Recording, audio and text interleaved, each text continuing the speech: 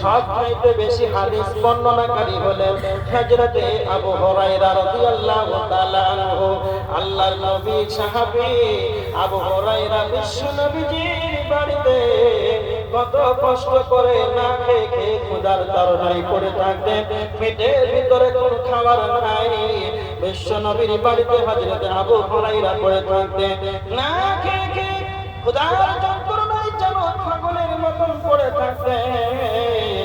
মানুষরা যখন সেই জায়গা দিয়ে রাস্তা দিয়ে যেত, তো মানুষ আর মনে করত, মনে হচ্ছে যে আবু হুরায়রা যেন পাগল হয়ে গিয়েছে। তিরমিজির হাদিস হযরত আবু হুরায়রা বলছেন, মানুষ আমাকে পাগল বলেছে, কিন্তু আমার ভিতরে কোন রকম পাগলামি ছিল না। কারণ আমাকে মানুষ কেন পাগল বলতো রে? বিশ্বনবীর হাদিস শ্রবণ করার জন্য বিশ্বনবীর বাড়িতে না খেয়ে খেয়ে পড়ে থাকতাম।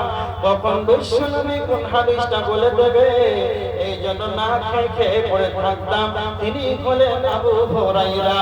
তিনি বলছেন, নবী মুহাম্মদ রাসূলুল্লাহ সাল্লাল্লাহু আলাইহি ওয়াসাল্লাম বলেছেন, কাল কিয়ামতের ময়দানে যেই দিন জাহান্নামকে আনা হবে, বিশ্ব নবী বলেছেন, ইয়াখরুজু উলুকুম মিনান নার ইয়াউমাল কিয়ামা, কিয়ামতের দিন জাহান্নামের একটা মাথা বের হবে, জাহান্নামের একটা গর্দান বের হবে।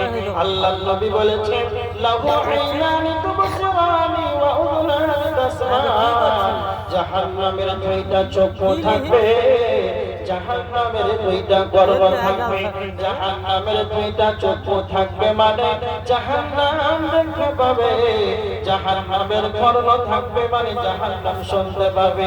আল্লাহর নবী 3 নম্বরে বলেছেন, ওয়ালিসানুন ইয়ানতিকু, জাহান্নামের মুখমণ্ডল থাকবে, জাহান্নাম যেন কিয়ামতের ময়দানে কথা বলতে পারবে। আল্লাহর নবী বলেছেন, জাহান্নাম কাল কিয়ামতের ময়দানে দেখবে, শুনতে পাবে, কথা বলতে পারবে।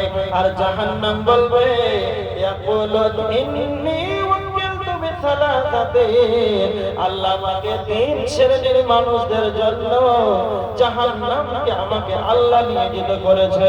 1 নাম্বার হলো জাহান্নাম বলবে, বিকুল্লি জাব্বারিন আনিন, পৃথিবীর বুকে যারা অহংকার, দুনিয়ার বুকে দাম্ভিকতার সঙ্গে অহংকার করে চলেছে, গরিব মানুষদেরকে দেখলে যেন তাদের আত্ম অহংকার বেড়ে যেত, গরিব মানুষদেরকে দেখলে তারা হেয়ানত করত। এইরকম ভাবে পৃথিবীর বুকে যারা